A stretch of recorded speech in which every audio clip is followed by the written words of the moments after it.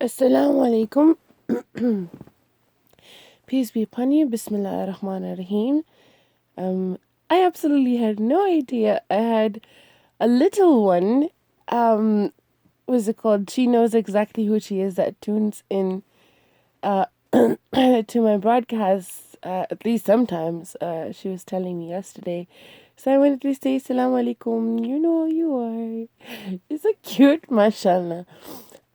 Okay, so I don't know as to my broadcast being age appropriate, but again, um, they were originally just for me to go ahead and document things, and then somehow, some way, I just wound up, you know, just just going with the flow, which means just discussing things as I go. So some of them probably may or may not be age appropriate until you really are able to understand the Quran, until a little bit of maturity hits you. So, today's topic may or may not be age appropriate for an 11-year-old, just letting you know. But Deen is such that maturity can hit you at any age. And it's good to have the inclination towards the Deen at any age so you're prepared to meet the dunya. Okay. And, the evil that is inside other creations. And it's very important to understand that. So, anyhow, I'm going to continue with my broadcast. Okay. So this was inspired to me as soon as I literally had opened my eyes, and this is a topic which is so severe, and these are things that me and my Olia, were speaking about. So the term that my Olia uses for people whom attempt to help, the term is help others when they are afflicted by adversity from like seher or jinn or what else is the term? Seher, jinn, hasad, ain. So that is raki. Actually, the first time I heard that word before that prior to was a brother from United Kingdom that makes YouTube videos, and like I guess in London it's probably more of a common word to use raki. Maybe not. I don't know if it's to a specific demographic or region, but that's the first time I heard that word, and that's also the second time I heard that word was from my wali. So that's that. But usually I'm more familiar with the term mufti because that's more of a common term on our demographical regions, especially in New York and stuff, right? So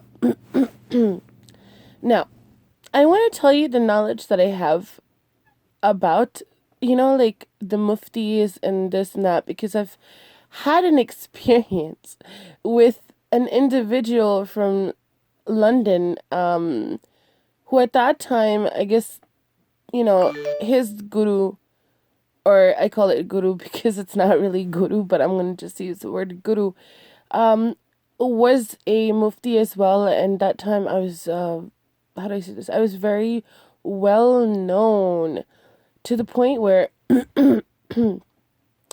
people would want to send me products or things and this and that. So sometimes, it would be for marketing. So just in case if I even wrote something that might seem like, okay, I'm down, they'd probably be like, oh, it's hasad. It could be ayn, on you because of so and so and so. And let me send you something so you can cure yourself. And obviously, if I went ahead to do that and then it turned out to be good, of course I'm going to be proclaiming it. So sometimes it could be a marketing tool as well. That's what I had come to understand it as. So anyhow, but sometimes it's good intent, sometimes it may or may not be, sometimes it could be selfish intent. Hey, who knows, right? But anyhow, shukr alhamdulillah for that. So I had that experience of someone having sent out something to me for absolutely at a free cost, and then the funniest thing is the other individual tried to completely con me out of, money, like some big money, because the first individual was really kind, and I guess, well, I don't know about their schemes and stuff, so I can't really say. The first individual was nice enough to go ahead and just say, oh, I'm going to send you something just for you to try it out and stuff like that. And, and I said, no, no, no, no, no, like a lot of times. But then evidently I just kind of gave in. I was like, you know what, forget it. I'm like, let me just go ahead and see what he's about. So, the brother sent it to me, and it was like this kit, and it had like Zamzam water in it, and it had all these things in it, like honey with some other stuff, and it had like a list of du'as, and they were all from the Quran, except for one Darood, which is Darood Ibrahim, which was awesome. So subhanallah for that. Which was a really nicely compiled kit, but but the individual who was teaching that type of, I'm going to call it straight up business, because it was their business. Like, it was a business. So the individual that was teaching them to do all of that and making these kits out, to sell it and all these things, like, astaghfirullah, like, now you really think about it, you're like, they're selling also the ayahs of the attempting to, they're selling it. They're selling the ayahs of Allah in return for money, which is completely obviously forbidden. It's admission, it's an admonition in the Quran, like, you can't charge a single, wage portion of, something in return for the ayahs of Allah, at least, maybe, I guess, I mean, it's just, there's no ifs, ands, and buts. Like, you cannot charge for the ayahs of Allah. And,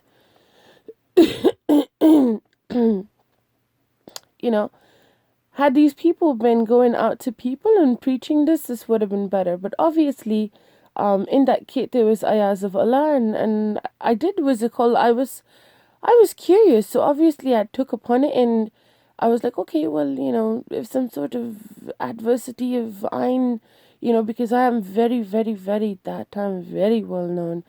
So I'm like, if adversity of Ain is touching me, let's give this a try, you know?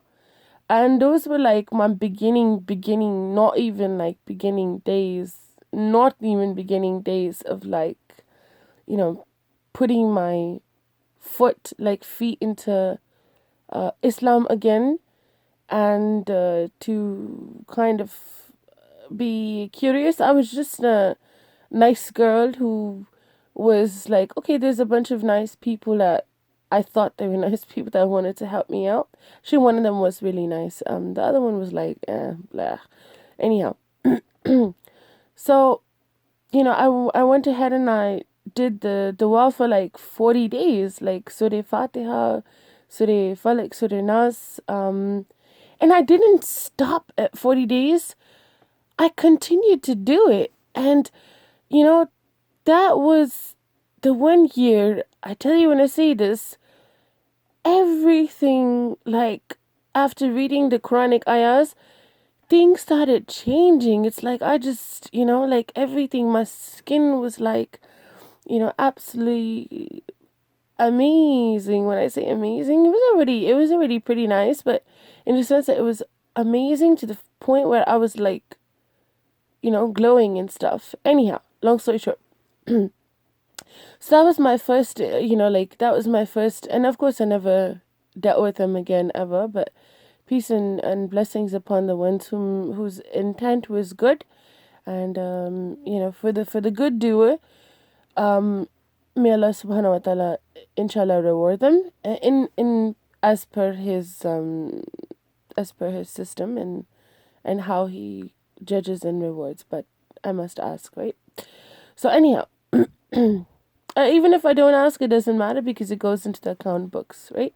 When you do a good deed, it already gets lodged into your records. When you do a bad deed, it already gets lodged into your records. The whole point is every single second, every single minute, it is being lodged. Anyhow, so that's, what I was telling you about my story of Mufti. Anyhow, moving forward.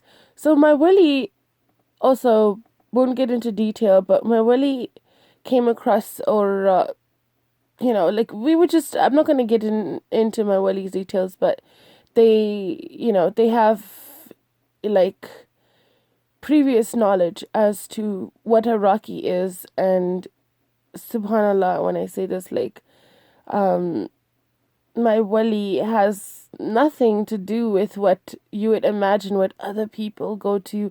We're going to use the same term, mufti, Rakis, for, they were just going there to have Quran read upon them as per the testimony, bayan.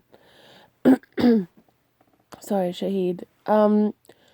So, in that case, now we're going to look at, this is why I was inspired. Now we're going to look at the crazy types of things that people do.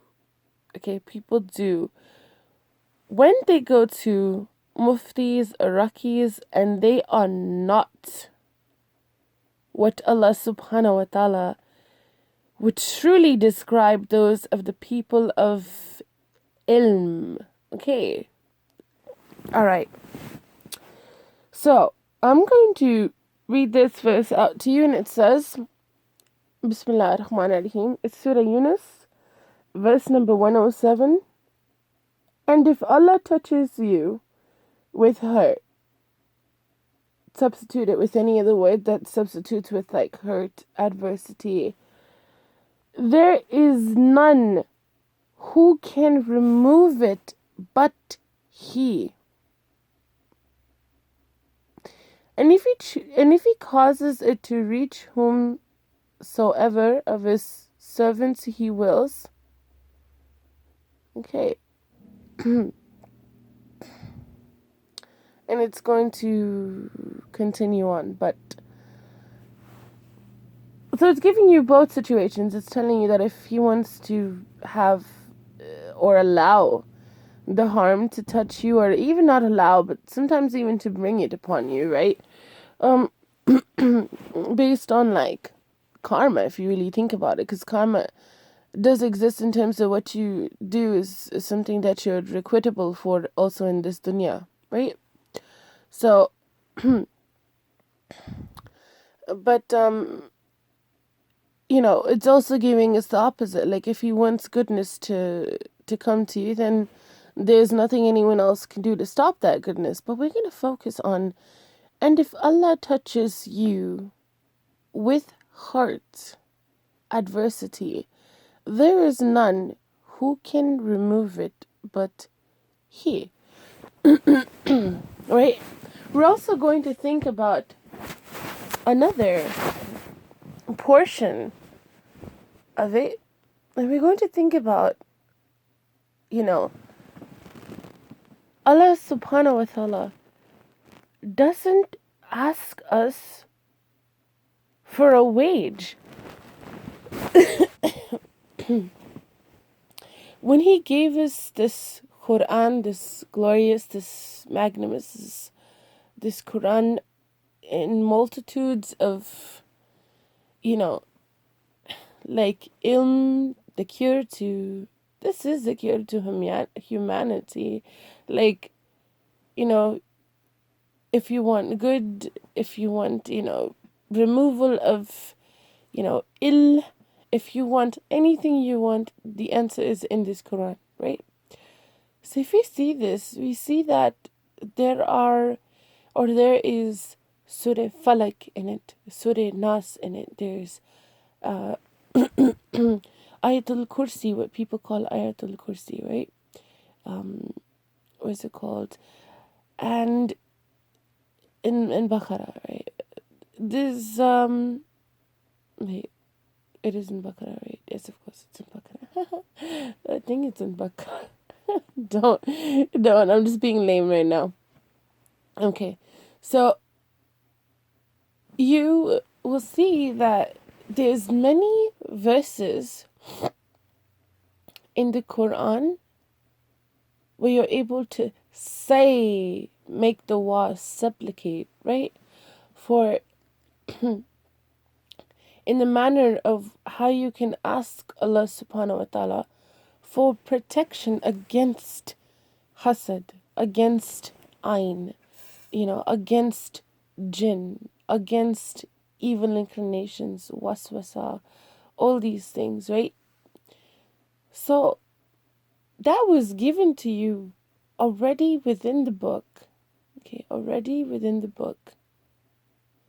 And did Allah subhanahu wa ta'ala ask you for a wage in return for this Quran with the cures of Surah Falak, Surah Nas, Ayatul Kursi, anything else that's in there, to be able to seek, or even Surah Baqarah, right? What's it called? Or, Surah Yunus, or these things. Did Allah subhanahu wa ta'ala ask you for a wage for these verses, or this ilm? Did he ask you for that? No. When nothing can put a price on the words of Allah subhanahu wa ta'ala's words. Can you put a price on Allah subhanahu wa ta'ala's words? Like no, his knowledge is a gift to you. Think about how serious also, like, Rockies and Muftis think it's a small thing, what's it called? It's a small thing to do that within, their hearts, or what they conceal, or these other things, if their niyat isn't sincerely to help people. But what help can you do other than guiding themselves not to you, but back to the Quran?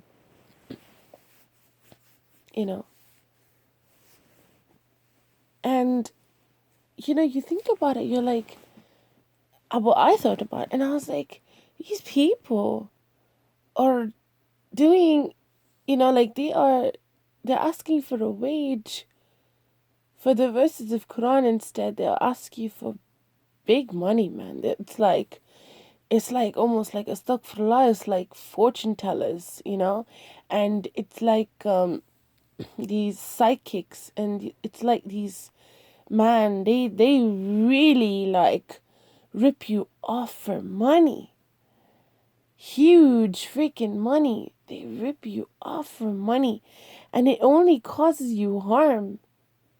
Like it only and only causes you harm. It causes you worry,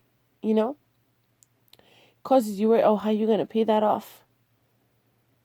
How you gonna pay that off? Or you're gonna think about it later on. You're gonna be like, crap, I just spent all this money on this. I'm like, and nothing is even coming out of it. Because why would Allah subhanahu wa ta'ala help you if you're going to other people for help? While you say in Surah Fatiha to, like, we only ask you alone for help, and guidance and all these other things, right? It's only we seek to you. Why would Allah subhanahu wa ta'ala help you if you're going to the fortune tellers, you're going to the psychics, you're going to the sorry to say this, I'm going to group them in the same category at this point, to the muftis, and they're charging you like crazy money, or you go to the Rockies out in London and they're charging you crazy money, all these people out there in the dunya whom you're going to instead of Allah subhanahu wa ta'ala, whom are charging you money, when Allah subhanahu wa ta'ala gave you the best of the best of the only cure that can help you, and from the only one that can help you. And I want you to think about this. So I want you to think about this. This is going to get deep. So you're going to go to Rockies, or you're going to go to muftis, right? And they give you things, okay? They'll give you they'll give you a taweez, or they'll give you like, even like to the extent, like if you got problems at home, they'll give you like nails, and like they'll say like there's ayahs written on it, like they're blown on it and everything like that. You're gonna nail them down in your house, or they're gonna give you what other things is I'm studying, they're gonna give you what else, man, they're gonna give you all sorts of things. Like, it's just, I was studying that some time back, or I was thinking about it some time back, and I was learning about all these type of things that these people give out in exchange for protection. So I'm going to start off with the nails, in the corners of the homes or whatever. It's almost like an episode of Supernatural. When they take like garlic or salt, and then they put it all around, their homes and stuff like that, or wherever they are, and then they expect the demons not to come in because of this salt and because of this garlic, whatever the case is, right? I mean, hey, I like I said, Allahu Alam. I don't know if Allah subhanahu wa ta'ala mentioned that specifically in the Quran for the very purpose of to keep demons out. Astaghfirullah. I don't know. So I'm going to say Allahu Alam, okay? Demons meaning like, shaitan, like jinns, or like, yeah, shaitan rules. Anyhow. Hey man, like, I was gonna make a comment. I was gonna make a joke. Anyhow, so suppose, right? Like, now, you're gonna put this, let's not take garlic as an example. Let's take salt, right? Salt is not mentioned in the Quran in the manner of food, so I can't think of salt in that manner to perhaps help you from jinns. Because everybody has salt in their home, and was it called jinns or jinnatun? Still, if jinn wanted to afflict even or pass by or whatever, then jinn can still come in because there's salt in everybody's home. I'm assuming there's salt in everybody's home, right? So, okay, unless it's spread out or whatever. Anyhow, so let's just say that it's a supernatural episode, and they're spreading out salt, around from the demon, from jinn, from a bad jinn, sorry, not, doesn't fall into the category of the nice jinns, but from a bad jinn. Who, if the jinn wanted to go ahead and come and harm you, right, there is not a single in the universe of existence that can help you other than Allah. So even for a jinn to come and harm you, it also needs to almost like seek permission. You understand? It almost like, because Allah subhanahu wa ta'ala is always, always, always like he knows everything that's going on. Okay. So even for that to occur, it has to, there has to be some sort of permission granted for that to occur, because before that jinn can even come to you, obviously Allah subhanahu wa ta'ala knows that such is the case. It will happen. He sees the future. He knows that's going to happen as well. So, if he wants to, obviously, if you're somebody, like I said, the only time you're going to receive that protection, right, is if you're praying salat, if you're reading his verses, if you're remembering his verses, you're doing good deeds, you're doing the whole package, right? So indeed, before that, for that to even occur to you, what's it called? Immediately, he will have, his his helpers, you can say his malaika, or his, other, you can say even, he could use his army or his soldiers in the dunya or in the heavens as anything as he wills. So it could be other good jinns that he or can utilize to go ahead and tell them that no, you can't harm or afflict this individual, because this individual is a worshipper of Allah subhanahu wa ta'ala, and at that point they immediately will know not to mess with that individual. Okay. Immediately will know not to mess with that individual, because that's the thing with Iblis and his followers. They don't have the permission to cause adversity or harm upon a believer. Like, if you're a believer, they can't. They're not allowed to do so. So you gotta think at that point, like, every single one of you in this freaking planet, if you are being caused by adversity or harm, like harm, I'm not even talking about like a test, I'm talking about harm. Problem is, you might not be a believer.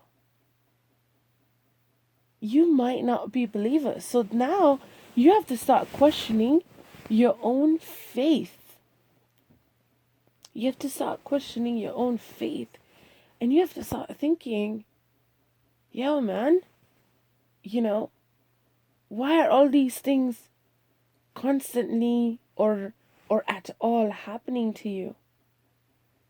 And I recall back to the time I was with my brother, and he was having a project in school in English class for the Salem witch trials.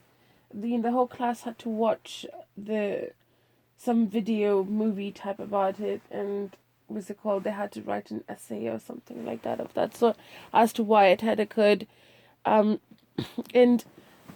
this is something I remember too in class and stuff like that. They make us learn about the Salem witch trials and why people went ahead and they burned them down or something like that.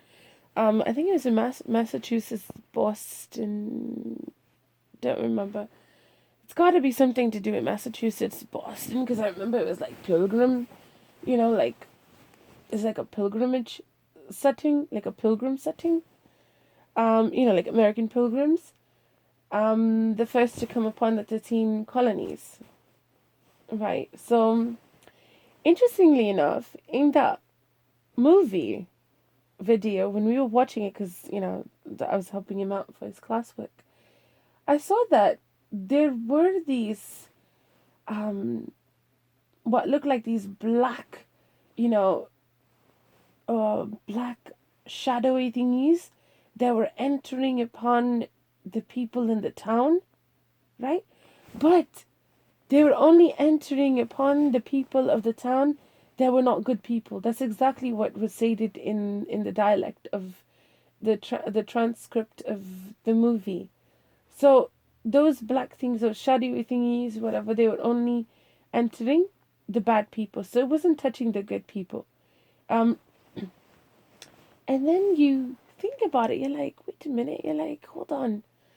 So jinn as well would technically, should really, if you think about it, to connect the two and two, I just imagine those shadowy thingies to be jinn, like bad jinn, like Um, and I'm thinking to myself, or like, jinn, demons, whatever.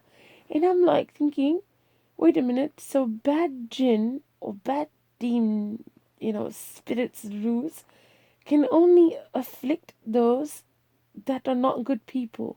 And they're not good people as in the sight of Allah. So if you're not praying salat, and if you're not reading Quran, you're not doing good deeds, you're not performing what Allah subhanahu wa ta'ala wants you to do according to his system, you're not a good person in the sight of Allah. And you're like, wait a minute, I don't have to be reading Quran to know what's good and bad. I've heard those type of things all the time. Well, if you're such a good person, you would immediately recognize what Allah subhanahu wa ta'ala has done for you. The servitude of this dunya, you would question, you would ponder.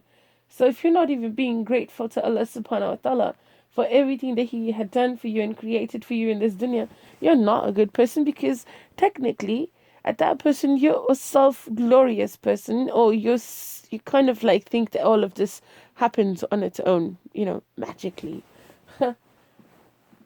Or you just don't care, you're not concerned, and very well, you're causing that upon yourself. So coming back to it, so as for, jinns, right? And as for, the bad amongst them, the wicked amongst them, these things cannot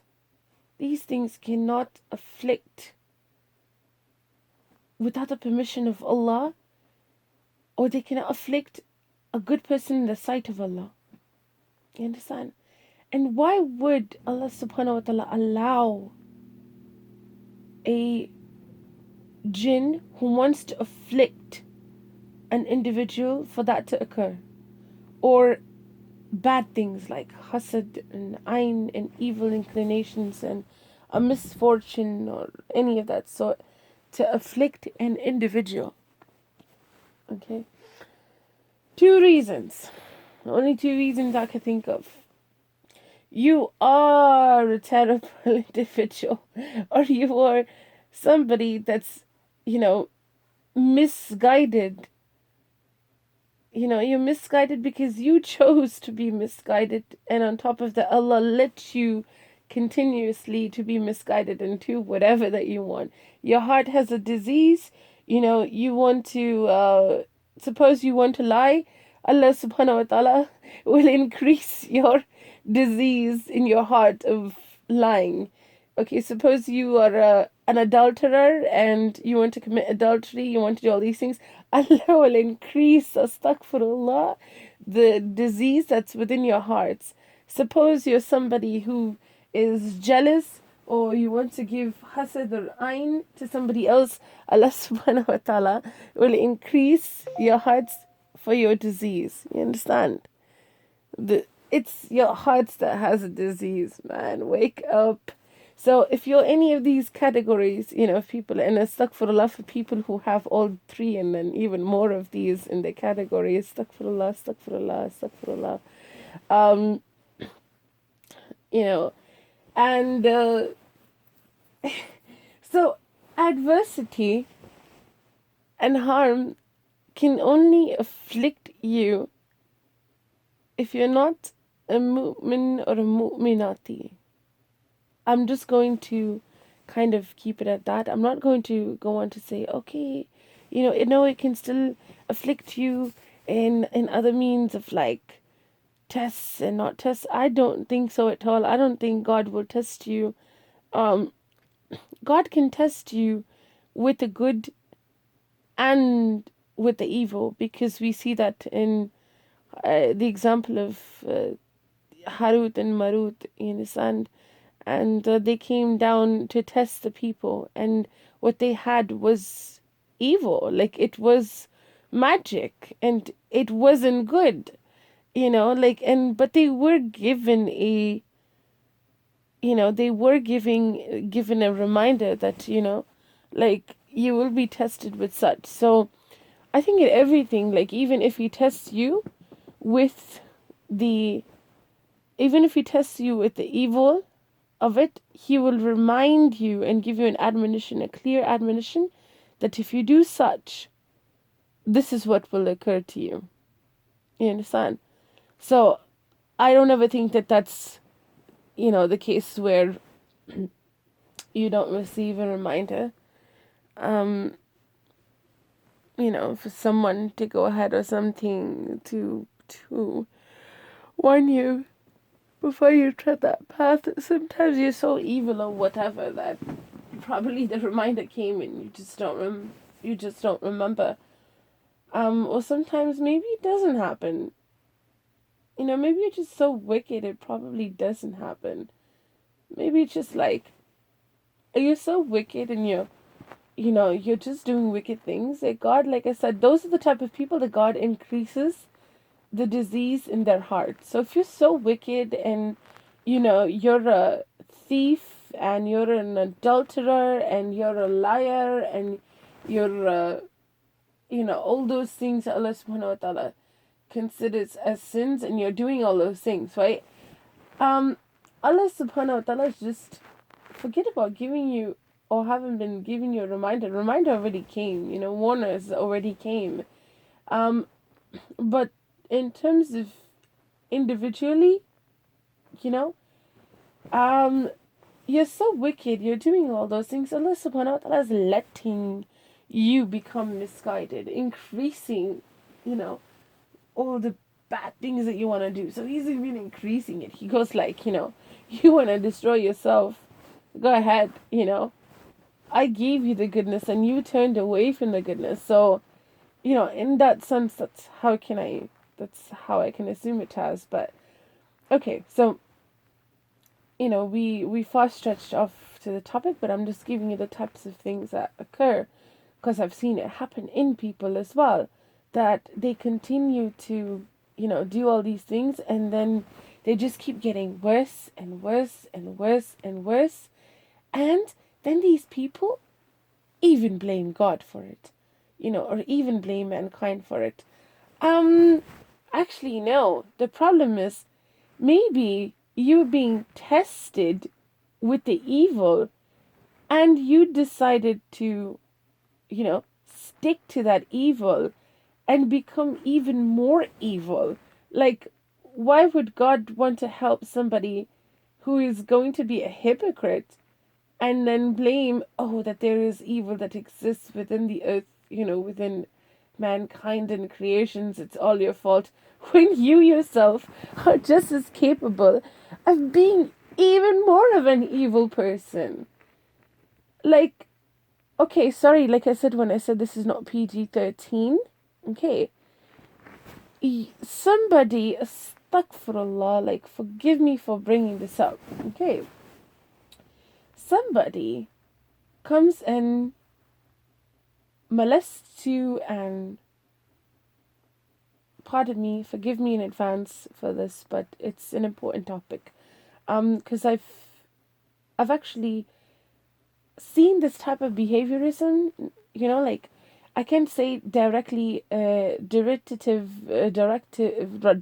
towards an individual whom was raped, but towards people whom are, you can say, molested or come across the wrong mannerisms of physical behavior, okay, or get approached by women or men that, like, that want to cause them harm, to commit hawas, lust, right? Even when they're completely unaware of what that thing is, right? Like, they don't know what it is, they don't know what's going on, or they're confused about the state of what's going on.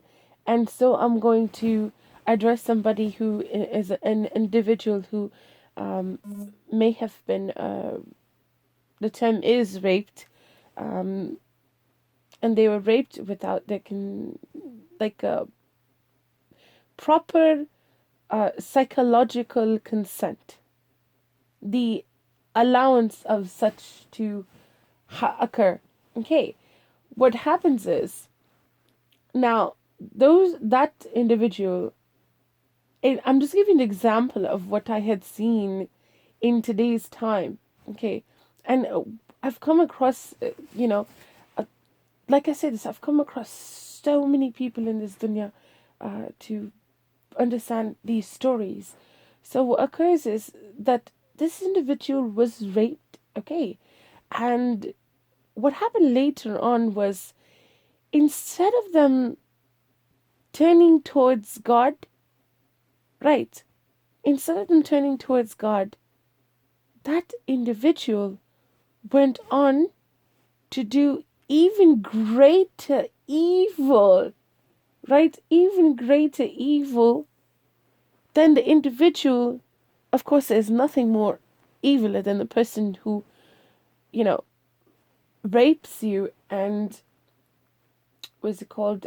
They take your sanctity and your purity, and such, because that's also, it's happening also it's happening all around the dunya, but it's also, I've seen something, not giving any credence to one nation's people amongst another, but it's just something I had seen in a somewhere where it was talking about a Syrian woman, um, and the sisters, and how they're being raped and molested and things of that sort, and it's out of their will, and then all of a sudden it's just, oh man, it's just like a terrible situation and stuff like that, right?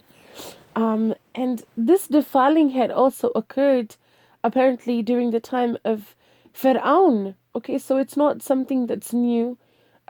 It's been happening by wicked, people, um, from the beginning of time. So I don't want to say, okay, it is your fault or it isn't your fault or whatsoever. Um, Sometimes it's just a great trial. It is just a great trial, because if no one, you can say, no one deserves to get that incident occurred to them. You understand? Um, and this, and moreover, especially if you're like at like a underage, type of, if you're in the under the age of so and so, and it's just okay. But anyhow, I'm gonna move back, and I'm gonna move up the scale to thinking that you know you did not at all, obviously nobody deserves to get molested or raped. Okay, now this could be a trial upon you in this dunya, and the trial is such, just suppose that you're a younger child and that occurred to you, but this being called trial is not a trial from God trying you. It's the evil amongst mankind who them were being tried for the types of evil that they were doing. Okay. And it's like God is, like I said, allowing them to go to such no, like, to such an end of the rope. Like, he'll just give you a rope, like the example is, and he'll let you to commit atrocities beyond atrocities beyond atrocities beyond atrocities, because you're forgetting that this life is nothing. The turn is nothing compared to the reality, the real life. You understand? So the real life isn't this. People think that this is the real life. No, this is nothing. This is nothing. The real life is the hereafter. That's the ironclad reality. That is the real life. Like, that is the eternity. You understand? So these people are being tried too. Like Pharaoh was tried, even the people were tried. They were tried and tested for their patience to endure, and for them is, inshallah, the greatest of the great if they continue their goodness. Um, but Firaun, what was he said to have been? He was said to have been the leader of Jahannam. Leader of Jahannam. So, he was testing the people with the worst of the worst, and he was said to have been the leader of Jahannam. So now, for example, you were raped, what happens? What occurs? Man, or you were molested, or you were approached in a very terrible manner, and your opening of what's it called? Your opening to your chastity has been demolished, right? It's been demolished. So, what occurs now? You go on and you become even worse than that. So you start blaming God. Oh, I was only a child, or I was only so and so, and this had occurred to me. So, it's all God's fault. Okay? And not only that, you start to becoming worse than the individual. And when I say worse, you become worse than the individual that raped you or molested you or did this or did that or whatever. You become worse than them because now you have no boundaries or, like morality within you. Okay, within you at all. Within you at all. And you start to become someone whom, what's that thing they were telling me? You start to become somebody who thinks, oh, I'm going to do whatever I want now. So thus, you become worse than the person whom him or herself was being tried, and then also you were also being tried, and you become worse than the initial incident that had occurred. You understand? You become worse. So now there are people that are in brothels or in Amsterdam, or they're in, the brothels of the dunya, and they all have some sort of horrible, terrible story in their life that had occurred to them. So what they do is they go downhill. They take the route of despair. They take the route of Iblis. Iblis is the one that is going to continue to lead them into despair, their destruction, because that's all he's trying to do. He don't give a shit. Iblis don't give a shit about you. He don't care. He just has one mission target. That's to prove, that he could take as many of Allah subhanahu wa ta'ala's creations as he can. Okay, as he can. Because he thinks that they are lesser to his own creation of, of jinn. So he doesn't give a shit. He's just gonna do his plot. He's gonna plot on you, and he's gonna continue to plot on you. And a lot of the times you don't know, but even if you're going down that hill of despair and you're becoming worse and worse and worse, guess what? And you're thinking, oh my goodness, as a child, this occurred to me. I was just a child. How come, God didn't save me? Guess what? Maybe because God knew you were going to be even worse than the person that came to you to go ahead and cause harm upon you. That God knew that you in the future were going to be a lot more deviating and monstrous than the person that was a monster to you. You understand? In your own actions. And that's where you need to realize that the fault is not in the stars. The fault is in you. And that's the hardest thing in the planet to realize, like at that moment, for people to realize that the fault is within them. That is the most hardest thing in the planet that they can do, to realize, okay, you know what? The fault was within them. Okay. Maybe they were not, maybe they were less in knowledge. Okay.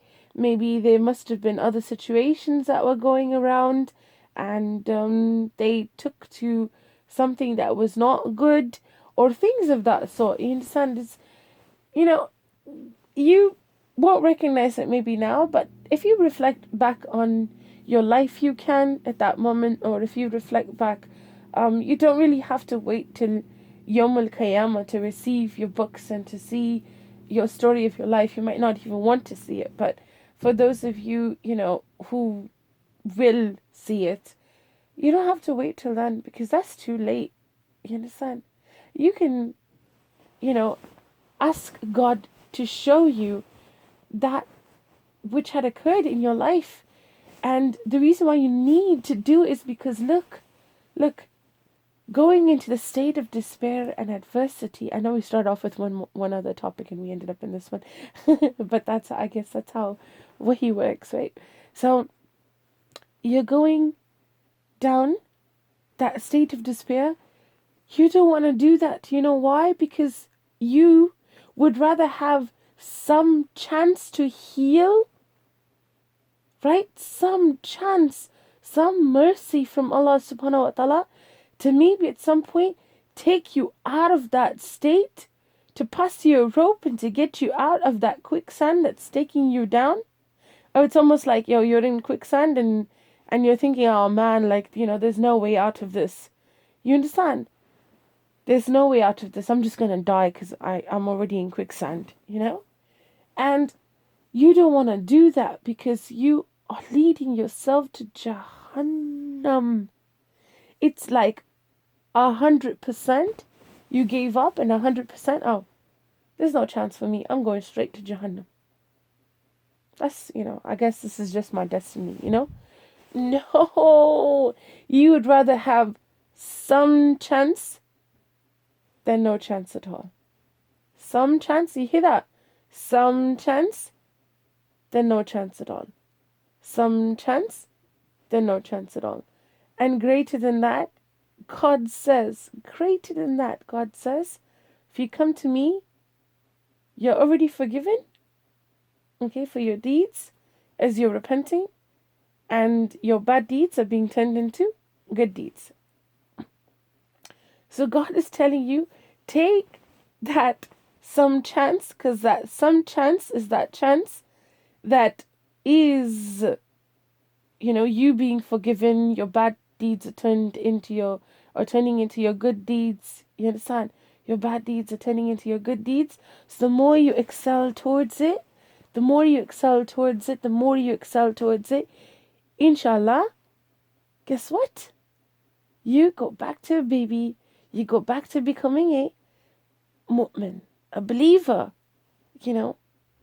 just like the very first time you stepped into this dunya, and you still had your purity and your innocence as a little baby, as a little baby, cute little baby, and you're going back to that because you're removing all that had occurred, okay? Whether that was even, obviously majority of it was from the outside, right? Obviously it was from an outside test. It wasn't from you. Somebody else perhaps was being tested, and, somewhere inside of you, you also had that, that stupidity. We're going to call it stupidity, right? Because we're going to call intellectual for those people who are higher knowledgeable. So we're going to say stupidity, okay? We're not going to say you're evil. We're not going to say you're bad. We're just going to say for your stupidity, okay? So for your stupidity, you knew that you were going to go down even more to that path. So you're not of those whom were, raped or molested or inflicted with harm. And then after that, you seeked the face of God, and you seeked, justice, and you're seeking betterness in the akhirah, and you're turning and turning and more and more and more and more and more towards God, okay, towards Allah. But you weren't that person. You were the other type of person that is blaming Allah even more and more and more and more and more. And on top of that, you're becoming even more bad and bad and bad and bad and bad. So that's your stupidity.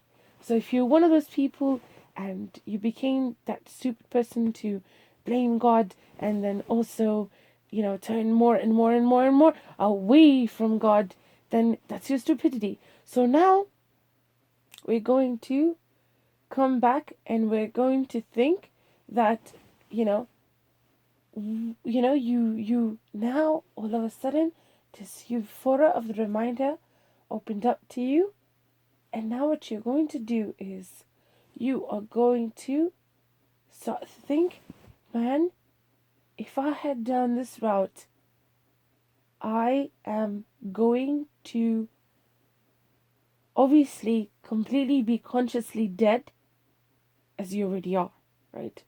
You're morally dead. You're morally dead. The moment you're doing more bad and bad and bad, you're morally dead. Okay, you're morally dead. You're morally dead. But now, I'm going to be totally dead if I don't turn back. And I need to turn back. I need to fight my psyche and the psyches of the dunya, because I'm already at this stage where, like, there's freaking probably evil and evil and evil just all around you, man. All around you, there's just evil and evil and evil and evil and evil. Evil, like evil when I'm saying there might be drugs around you, there might be like fahisha around you, there might be evil people around you. You're just like shit, man. You're like, excuse my shit, but you are like in shit, like in a lake of shit. That's astaghfirullah, but that's exactly what you're in. You're in a lake of shit. You've become a pig. Forget about talking about eating pig. You've become a pig. Astaghfirullah. Now, how are you going to do that? Well, first thing is getting out of that pile of shit. Right? Getting out of that pile of shit. And walking away from it. And you're still going to have, just imagine visualizing a piggy and they're in shit, That's the type of life you've come into, right? They're in a pile of shit. Now you're a piggy. And you got to get out of it first.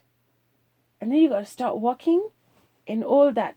Sorry, this is like the worst type of commentary and visuals to give you, but I have to give it to you in this manner. And all that shit is just falling off of you now. It's falling off, falling off, falling off, falling off, falling off. And you little piggy are just walking away. Scoot it, scoot it, scoot it, scoot it, scoot it. And you're walking away. Now, how are you going to clean yourself up? Ah, yes! Water. So the little piggy got to go find a lake of water and dip into it to clean itself up. Okay? But it's got to get out of that first. It's got to get away from that little piggy's got to get away from all the other piggies. Because it wants to be a good piggy. Okay? Remember, all pigs are not bad. It's just eating them are bad. Right? Maybe there's one good piggy out there. Maybe, who knows? I don't know, right? Just saying. Just don't know. But as per my knowledge, I just know that the pigs are basically punished. The monkey, no questions asked. We're not going to go back to Surah Baqarah and give you a science lesson from Darwin's theory back here. And then the Quran and how it talks that, how a certain people were punished as monkeys and pigs, and I'm not going to go into something that might not even be a part of God's system to have done so, to actually turn humans into monkeys or pigs. Hey, I don't know, but all I know is that even if you look back at the previous scripture, the demons, the bad jinns were outcasted into pigs. So we're not going to talk about the piety of a certain pig like the movie Babe or something, whatever you call it. I forgot what was the name of it. So we're not going to imagine that, but we're just going to imagine that this little piggy is in a pile of whatever, and the only way that it can get out of that pile of gunk is if it starts to get out of that mess, away from all the other piggies, and starts to walk away from all those other piggies, and gets out of the barn. Okay, even gets out of the barn, starts to walk away, and starts to look for a lake, man. Hopefully it's not a complete freshwater lake, right? And it starts to walk, and all that gunk is like also dropping off of the little piggy. And it goes and it finds, and it jumps into a lake, and it jumps into a lake, and it cleans itself up. Okay? Now, how can I even talk about this and compare it to a human being? Like, this is like complete madness to compare it in the manner that I am, right? But look what happens. A man or a woman, okay, for both, right? Man or a woman gets incorporated into this shitty life. They've just gone into despair, and they're, like I said, even the example of the women in brothels and stuff like that, right? If you watch Amsterdam, um, what's it called? Green, red, I was saying green light, Astaghfirullah district. Well, actually, let's turn the red light district into a green light district for mercy, right? So the red light district, you'll see a lot of them have some of them are doing it for the money, but the ones that are doing it, some of them have a very terrible story, a very sad, despairing story. And even in the brothels of the dunya, you'll see that very sad stories, and they've caused themselves to go into an utter bliss of despair. Okay, utter bliss of despair. Those are the people that need it, man, the most, because they start, and you don't even have to be in a brothel to behave like this. You're probably not even a brothel, and you're behaving like you are like you are the worst of the adulterers. You're just openly committing fahisha, adultery, you're sleeping around, you're committing the worst of the sins.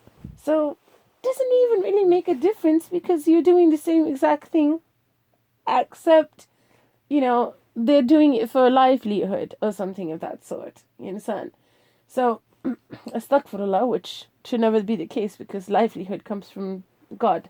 That livelihood that they chose came from Satan, from Iblis, from Khabis. You understand? So we're going to come back to it. We're going to say, how do we clean up that act of somebody who is also in a pile of shit? Like, their life is just shit. What do? You walk away from everything and everybody, and you walk towards to look for water. To do what? To perform ablution, wudu. To perform ablution, wudu. And you perform ablution and wudu, and thus you're purified, and you come to God. And God, while you're performing that ablution time to time, again and again and again and again, He is purifying you. Probably the first time you take the dip, like that little, sorry, I'm incorporating everything, but there's no other way to just, attempt to discuss it and discuss it openly as it is. That little piggy, the first time he goes into that lake, perhaps the first time he goes into that lake, he makes that first jump, all the dirt, all that, thing is not cleaned off of him. But as he keeps, waggling around in the lake and stuff like that, keeps cleaning himself again and again and again and again and again and again and again, at some point, he's going to have all that impurity off of him.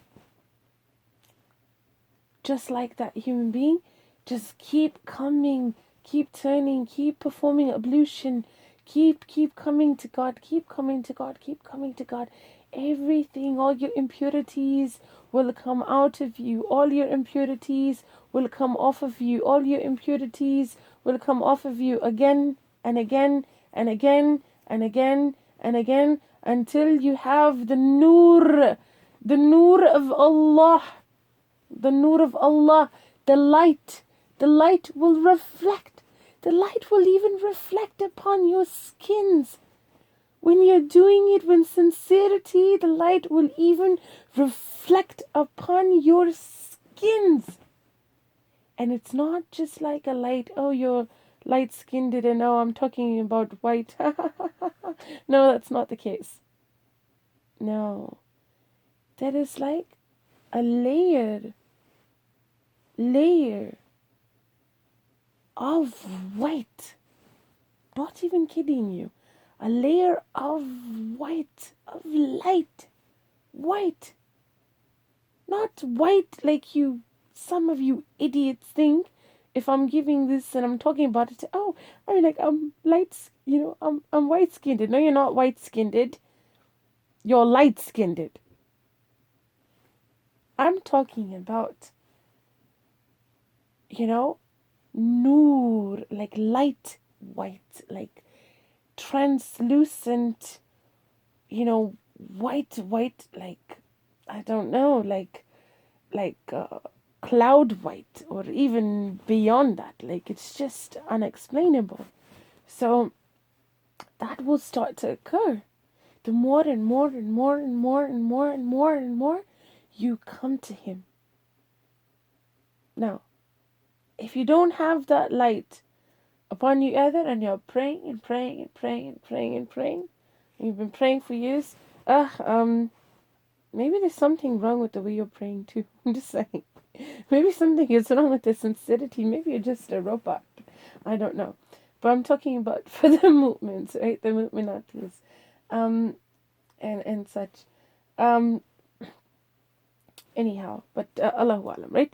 So we're going to come back and we're going to talk about that person who's falling into despair. So let me tell you something. You would rather have a chance, man, oh man, you would rather take that chance, that some chance than no chance. No chance is direct to hell. Okay? It's almost even like a car, that gets into a car accident. Imagine you're off of a bridge, and your car is like swinging off of a bridge or something, and then you're like, you're in that car, and if you move, you're thinking that car is going to drop. Of course it's going to drop, right? But there's somebody that gives you their hand and they're telling you get out. They're telling you get out, and you're like, no, I'm going to die. Yeah, dummy, you're gonna die if you freaking don't take that hand to get you out of that freaking car that's off the freaking bridge and it's going down. You need to take that hand and you need to try your best to freaking get out. And once it's so crazy. Once you put your hand to hold on to somebody else and, to have them take you out of that mess, you'll see a whole bunch of people behind them trying to get you out too. And it's so freaking hard, and it's so hard, but guess what? You get out. You get out. You get out. You get out, and there you go. There it is. A new life. A new life. There it is. A new life. A new life. Hold on. Oy. Oof. Whoa. There it is, folks. You have a new life. So, talking about despair. Man. What despair, man? You yourselves put yourselves into despair. It's not Allah. Stop blaming God. Stop. My room is still a mess, by the way. I'm just saying. Stop blaming God. Simple. Stop blaming God. Okay? Stop blaming God and just stop blaming God. God is like, like when you're in despair, it's like you're in that car that's, got into an accident Maybe it was you, maybe it was somebody else. Don't know, you're just freaking in that car and it's hanging off the freaking bridge at this point, and you're like, just take that hand. Take that damn hand, and you will see a flex of people behind them to help you out of your despair. Allah subhanahu wa ta'ala, just take the hand, take the path away of God, and He will send you help in an influx. He will send you help. If you keep turning to Him, He will send you help. If you keep turning to Him, He will send you help. Again and again and again and again and again, He will send you help. Okay? He's gonna send you help. So, we were talking about, Rockies and such before we went off this topic, but anyhow. So, before I go back to that topic, I just want to say, if you're in despair, if you're in I'm saying in anything, but if you're one of those people who are in despair, there is no one that can help you except for Allah subhanahu wa ta'ala.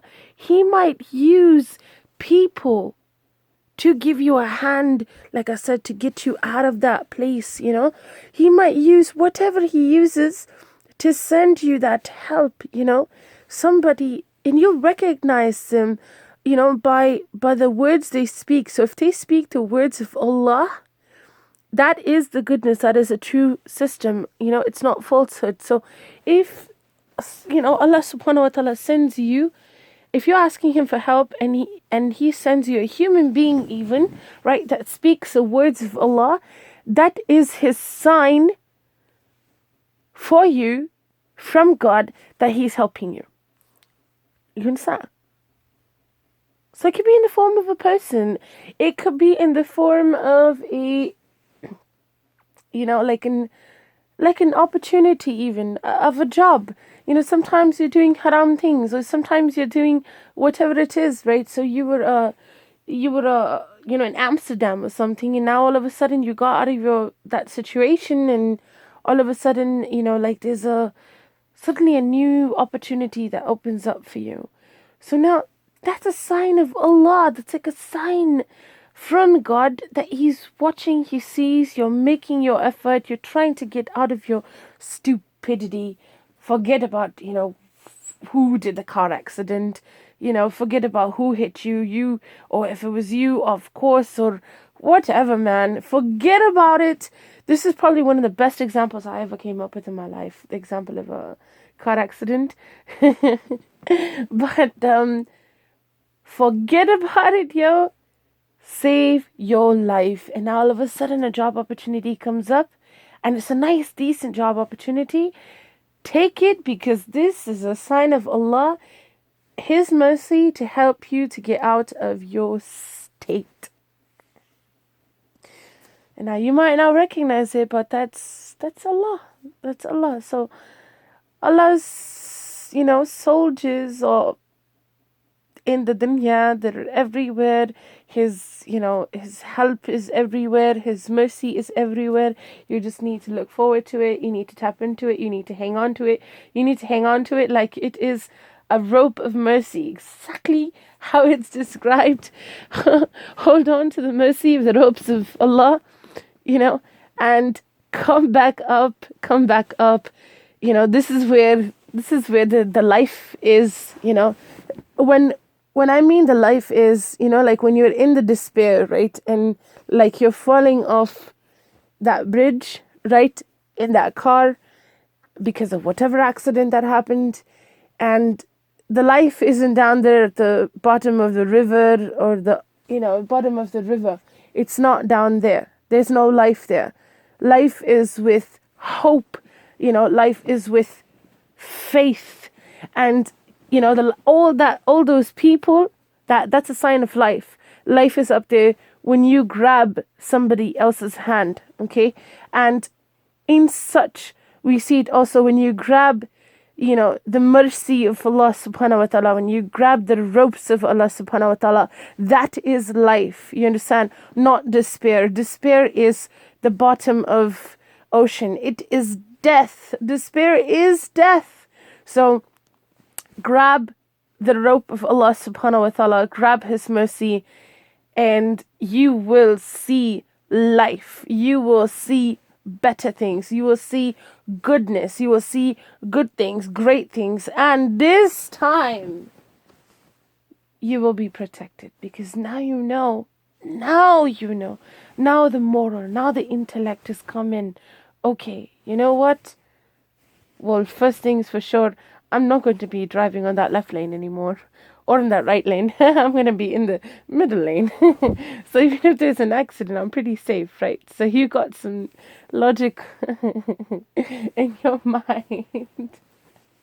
You're not gonna trespass the boundaries of Allah subhanahu wa ta'ala, and the only one who's going to provide you not only guardrails but literally like ironclad walls is Allah. So even if you're driving, again on the bridge and you're scared out of your mind, you're driving on the bridge now, no problem. There's like an ironclad wall with like, all these things on the side, and even malaikas, like you fall, don't worry about it. Malaika's gonna grab you.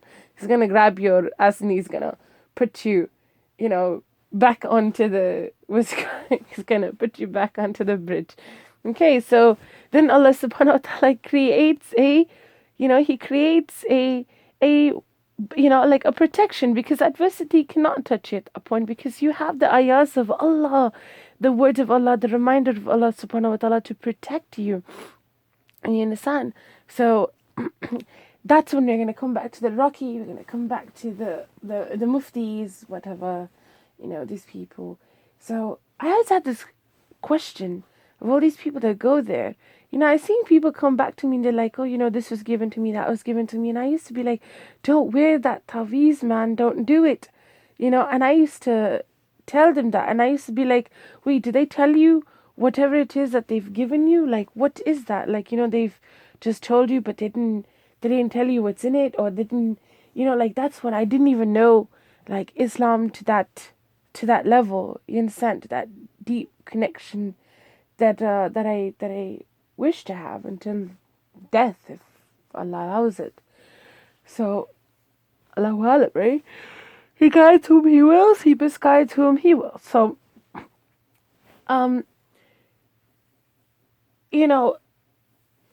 the sense that people used to come back and they used to be like, oh, this is what they told me to put it into the water, or they'll be like, oh, this is what I have to burn, or this is what I have to do. I'm like, whoa.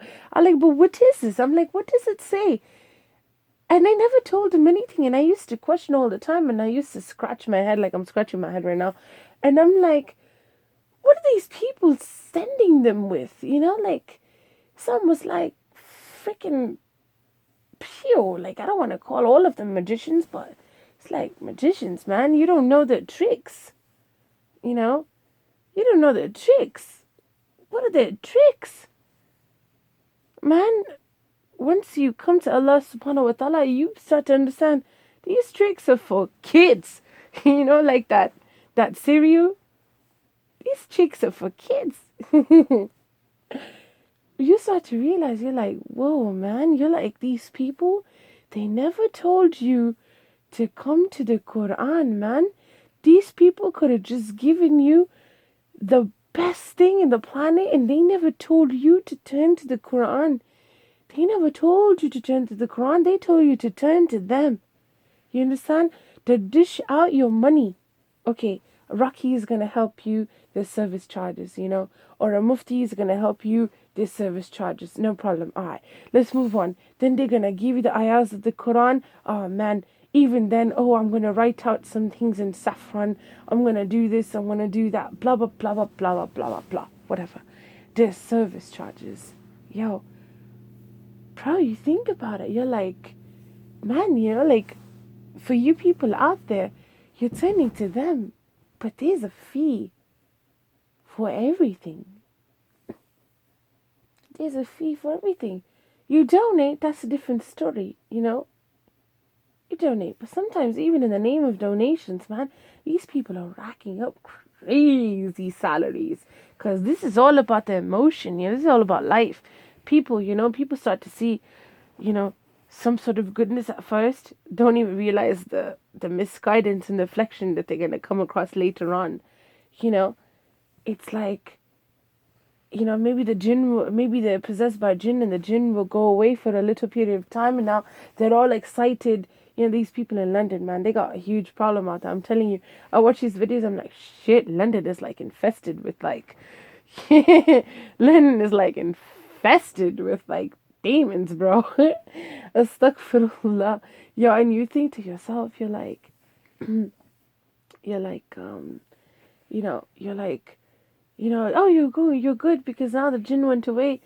Yeah, the jinn went away because that little magician over there, I'm sorry, I'm just gonna pick one of the Rakis out in London as a magician or a mufti or whatever, anywhere on the planet. One of them has to be a magician, and they told him, hey, let's make a deal. I'll make you a deal. I'll give you so and so and so, and you just, or he's got an army of jinn. He's got to threaten them. But you gotta go away for some time period. So they go away for some time period, and they make a deal, right? And then, well, all of a sudden you start to feel good, and you're like, oh, let me go, give some more hadiya, more money, more hadiya to the mufti. Oh, he helped me cure myself. Astaghfirullah. Or the Raki helped me cure myself. Astaghfirullah. And you go out, you're like, oh, let me give this money. Or then all of a sudden you get more problems, you get more pain. It comes back again. Oh, let me go back. He's my doctor. Astaghfirullah. Yo, he ain't no doctor. He ain't even no physician's assistant, bro. He ain't even no nurse. He's not even Google at that point. He's like a street doctor trying to sell you. He's trying to sell you some fake product, bro. That's what he's doing, selling you a fake product. No, it is a product, but he's selling you a fake gimmick. That's what he is doing. Because, somebody who's selling you, who's selling you something out in the street, like these, astaghfirullah, some of these people, I'm so downing them, man. Sure. They would tell you, you know what? Suppose you have a serious problem, right? Suppose you have like a really serious problem, but you really gotta do like, you have like gallbladder stones or something, I don't know, right? And you gotta remove that somehow, some way. You're getting a lot of problems and pain. So what they'll do is the person on the street who claims to be a doctor, they should be telling you, nah, bro, man, yo, I think you really need to go to a person who can extract that out of your body. Go to the real doctor, right? Go to the real doctor. They're going to be able to make that surgery for you and take it out, and be able to give you some medicine that's going to heal you, So in that same manner, you think to yourself, wait a minute, why wouldn't these Rakis and these Muftis tell us to go to the real doctor? Tell us to go to Allah and the Quran and the Salah, and that will heal us. And there is no wage with Allah. There is no wage for the Quran. You're in a bad time, you can't pay for the surgery, you can't pay for the surgery. Nah, man, like a real doctor, if you're dying, okay, because that's a doctor's vachan, even a doctor's oath, right? In the sake of humanity, that doctor will help you. If they see a dying person, it's upon that person to help them. So just like that, Allah subhanahu wa ta'ala, the real Raki and the real Mufti or the real individual with true ilm will say, no, I'm not the one to help. I'm not going to take no money from you. I'm going to suggest to you to go to Allah subhanahu wa ta'ala. He is the giver of shifa. He is the giver of the cure. Go to Allah subhanahu wa ta'ala. You don't have to pay him any wages. There's nothing you can do to make up for that. Allah subhanahu wa ta'ala will give you shifa. Allah subhanahu wa ta'ala will give you shifa for your spiritual needs, your bodily needs, your physical needs, your despair, your, your materialistic needs. Allah subhanahu wa ta'ala is the cure and the only giver of help and the only giver of guidance. That is what a true Raki or a true Mufti would do. That's what they would do. They would guide you to go to the Book of Allah and the contact to Allah, the contact prayer, the Salah. You understand? That's what they would do. And such is the story of the Rakis and the Muftis, okay, that I was inspired to talk about in terms of if they're not telling you to go to the book and they're taking a wage from you, they're not the real doctors. You understand? A real doctor possesses oath, an oath, right? Their oath. And a real Raki or a real Mufti would possess an oath to Allah subhanahu wa ta'ala to give you the ilm and the knowledge to help you understand even Allah subhanahu wa ta'ala, and his words. Or they will tell you to go to him. If you don't know, they'll tell you and they'll give it to you. They'll make you understand it. They'll help you out with it. With or without wage. Without any wage. And if you decide to be kind to them and to courteous them, well, Allah subhanahu wa ta'ala is kind of courteous. They will take care of that Raki or that Mufti. But if you decide to go ahead and help them out, that's upon you. That's upon you. Amilis Salihati, which means you do that good deed. If you wish that, that person has given you good interest and you decide to give it back to them, that's on you. There's nothing mandatory. And even then, I'd say Allah is a giver of goodness. Yeah, he gives it through humans too, but Allah is a giver of goodness. I want to tell you something. Sometimes I feel like, honestly, apart from the example of the piggy that, oh my God, everybody on the planet, we get shaken up by. You're using the example of a piggy? Apart from that, the later examples that I had given, and I kid you not, these are the examples in the dunya that are very rare. You understand? They're very rare. To go ahead and literally pick and, show how dusty a Raki or a Mufti can be. You understand? That takes courage, man. And I am of those who try. Like, I'm trying. I'm somehow, some way, I'm trying. And, for sure, they're blocking me off. You understand? They're blocking me off. And that's because,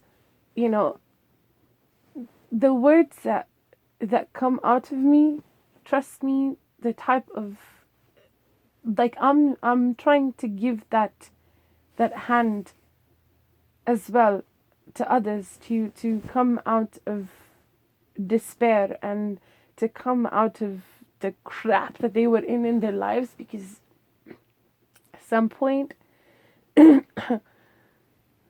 some of you don't even realize that.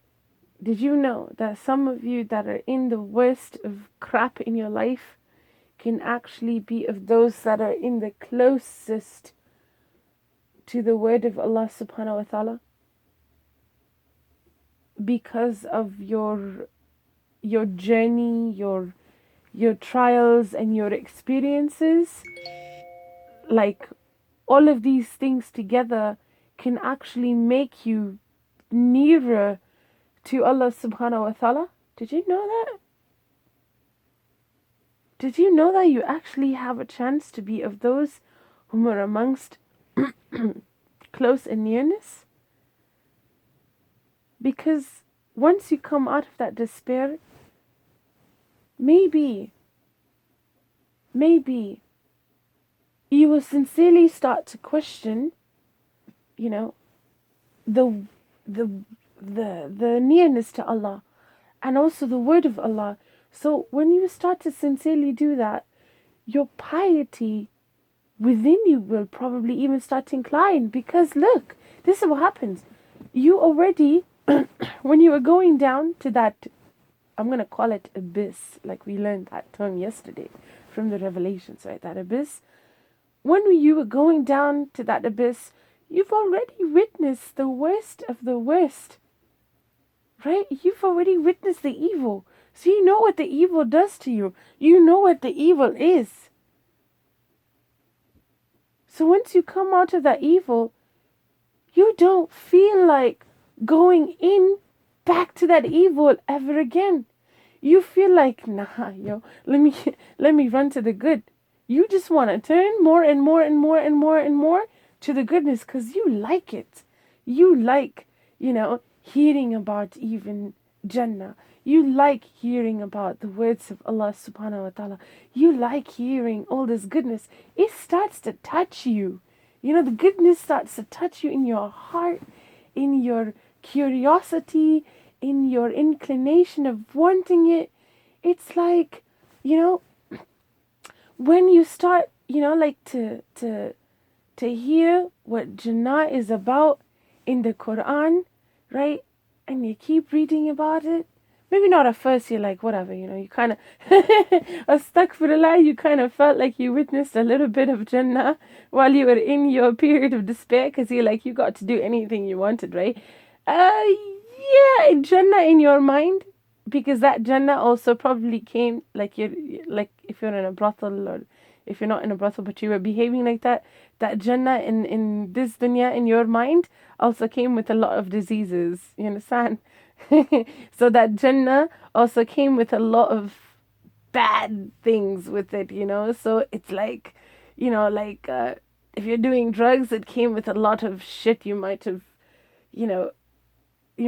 probably been with somebody you didn't want to, or you're in that state and you did something you probably, thought was like Jannat first, astaghfirullah, like, good, awesome at first, and then after that you're like, shit, what did I do? I'm like, man, I regret it so much. Or you're like thinking drinking in this dunya is like Jannah at first, and then after that you're like, shit, man, it comes with, all the side effects. Like, you're Jannah in this dunya at first because you think you've been through Jannah, right, in this dunya, and you don't understand what true Jannah is like, so you're forgetting that this Jannah in this dunya, this shit you've been through, comes with side effects. Nobody likes side effects. Nobody likes side effects. That's the awesome part about Jannah. In the next dunya, you have wine, and it's a different type of a wine, but you get to enjoy it, and there's no side effects. There's also no blame upon you. Okay, there's gonna be no blame, right? Because, you're in a place where you're protected. You're in a place where, even if you're in Jannah, I highly doubt you're going to be out of your senses. Allahu alam, I haven't been to Jannah, I don't know. But it's a different type. And it's like, even if your car is swerving a little bit, there's no cops to patrol it. Okay, there's no cops to patrol it and give you a ticket, in Jannah.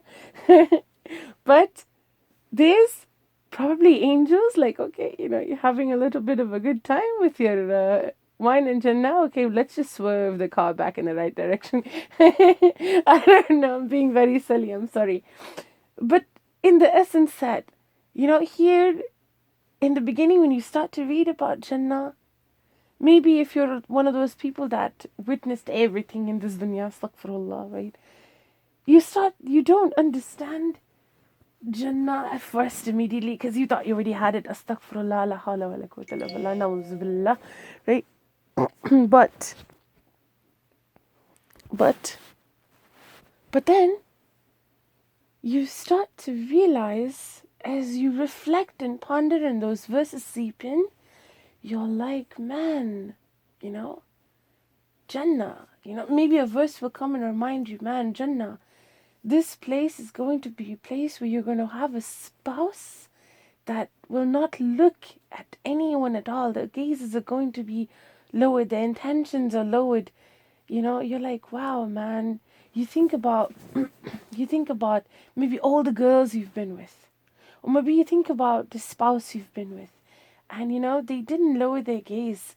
And at times you notice that, or they've done that to you and it hurt you. It hurt you and you're like, shit, man, whatever I had in this dunya is like freaking, for that type of person. I'm not saying the other ones who have good spouses.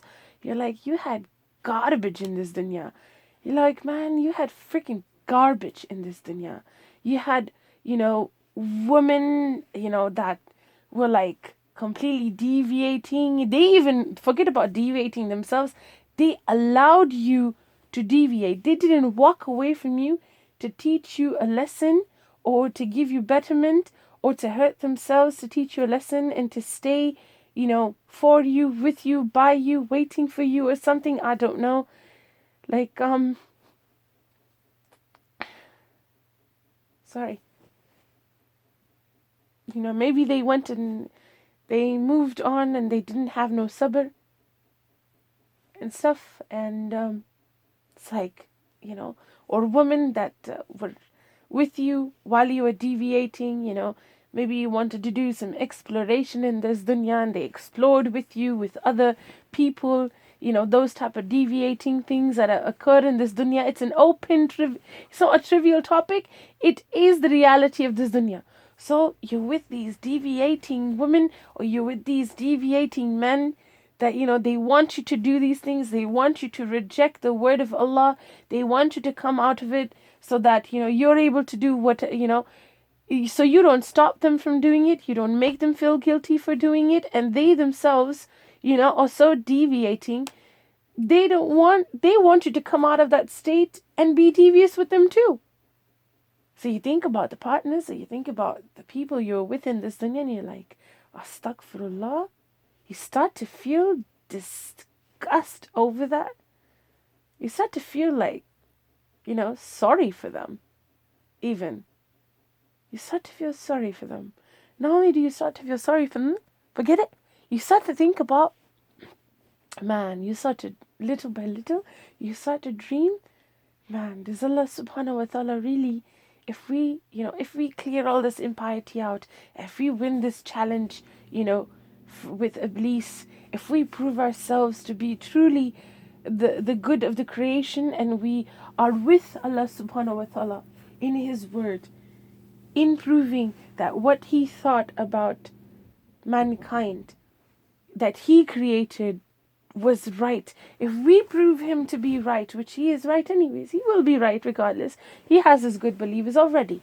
We don't even need to be a part of that. He already had His Rasools that already proved, that already proved those angels that questioned, Him. Or even not only questioned Him, that even Iblis had thought, oh, all of humanity is, going to go with me. This and that, I'm going to take everyone down. Those Rasul Paks already proved them. Sorry, Malaikas, I love you too, but just saying, for those of you that thought we couldn't be as good as you, or even a Khalifa, when we all work alongside, the believers work alongside to support Allah subhanahu wa ta'ala, and you work to support Allah subhanahu wa ta'ala. We have one common goal. So for the angels who are hearing this, please don't get mad at me here and stuff. But in the essence that, if you're one of those people, you start to think, little by little, you start to inquire about the spouse that maybe Allah subhanahu wa ta'ala will give you in Jannah. Or what will they be like? The curiosity will come on, like, start to come in between. And you can't imagine what they will really be like, but even despite the description, but you know that there's some sort of goodness awaiting there for you, and you're like, and it makes you feel good, and it makes you feel good inside. And then you start to think, oh man, there's gonna be like this food, man, in Jannah. And you start to feel good about it, and you're like, shit, man, you gotta cook here, you gotta do this here, you gotta do that here, you gotta take a trip all the way out to go get some luxurious food sometimes, or good food, or you want food, even any food, and you're like, I gotta do all this stuff down here, man. In Jannah, it's already there, and it's there in abundance, and you're like, and and and and and you start to question, wait a minute, you're probably going to be like, what if it isn't there? That's what it is. When Allah subhanahu wa ta'ala says you have to have belief in the hereafter, it's not just the word He says belief, He says firm belief. You know what firm means? Firm means firm, like firm, or better words, and kind of like should have iron clad belief in the hereafter, or like strengthened belief in the hereafter.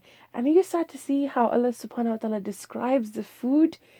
It kind of starts to make sense in the way that He made the system in this dunya. He made the system of, if even in Jannah, to be the fruits that we will be something that we can recognize, and we'll be like, oh, it's kind of something similar to that which we had in the dunya, a little bit similar, resembling a little bit of it. And you start to see, subhanAllah, wow, Allah subhanahu wa ta'ala also tries to make you understand that, we're not too far off from, we're not too far off where we won't be able to recognize maybe little pieces of Jannah which can resonate to us. So it's kind of like not a totally different new feeling that you can't feel from within, or you can't have those good inclinations to think about Jannah. So, Allah subhanahu wa ta'ala describes bits and pieces of Jannah in that manner, and you start to think, okay, now you can have even wine, whereas probably in this dunya, wine doesn't even taste good. You understand? Tastes like, or, whatever the case is, or you're like, just because probably society does it and stuff like that, and you probably had it a couple of times, maybe even some of you, right? And you've never inclined towards it at all, and and then you have it in Jannah, and it's a totally different type of a taste, man. Even the milk in Jannah is like pure milk. It's pure water. And you're like, you're like everything is just so pure, as to where we have it here. It's just like, it expires, and then, like when you taste milk, right? After a while, when it expires, it starts to taste like sour, right? But in Jannah, that's not the case. You understand? It's the kingdom of the Creator. It's the kingdom of the Creator of the heavens and the earth, How can anything be less than, everlasting there? You understand?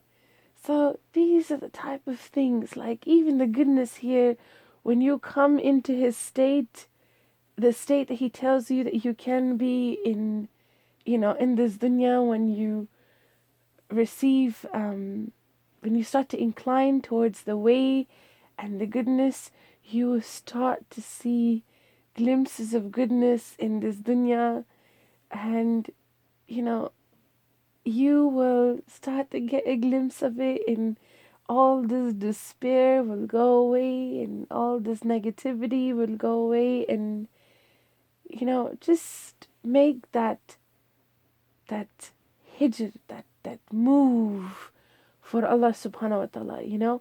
If somebody's evicting you from your peace, okay, somebody is evicting, how do I mean by evicting you in your peace?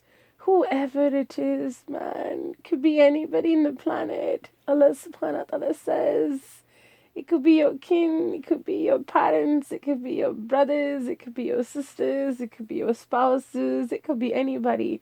Imagine anybody is in like a negative state of mind, in a negative state of despair, in a negative state of being. Yo, man, run.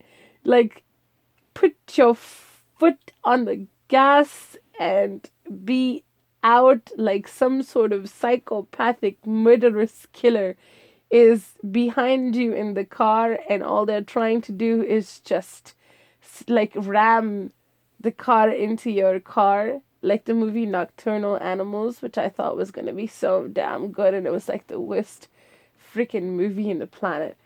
It's one of the worst freaking movies in the planet. They did a really good job in acting. The guy did a pretty damn good job in acting, but I thought it was going to be more about like, I don't even know, honestly. I think the first time around when I watched it, it made no sense to me. But anyhow, in that movie you'll see like there's a psychopathic bunch of people on the highway trying to. It's a part of the story in the book, I guess, that the guy was writing, and he. Oh man, like wow, and in the book you'll see that the person that was driving the car in the movie that was writing that book was describing how there's like this psychopathic, people in a car trying to completely like keep bumping into their car, like like somebody who's trying to keep bumping in and try to make you have an accident. That's exactly people who are not believers in this dunya. I'm just letting you know, okay?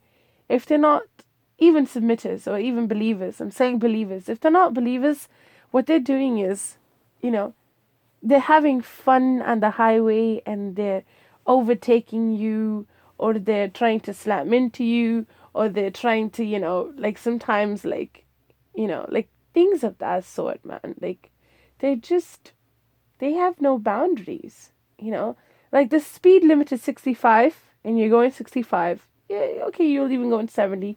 Somebody behind you wants to go 85 miles per hour, 80 miles per hour. So what they'll do is they'll go out of the boundaries and they'll try to overtake you, even though you might even have a child in the car.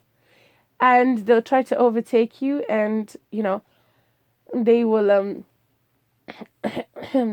they could even make you have an accident too. They'll have an accident themselves. They can make you have an accident, or they'll try to push you to go faster, and they're honking their car, or they're blinking at you and stuff like that, and they'll try to make you go faster. They're trying to get you into a car accident. No, man, make that move. Like, move your arses out of the situation that you're in. Okay, but now, here we are living in the times where, just understand also, you're living in the times where no matter where you go, you'll find only and only people that, are disbelievers. They've turned away. You understand?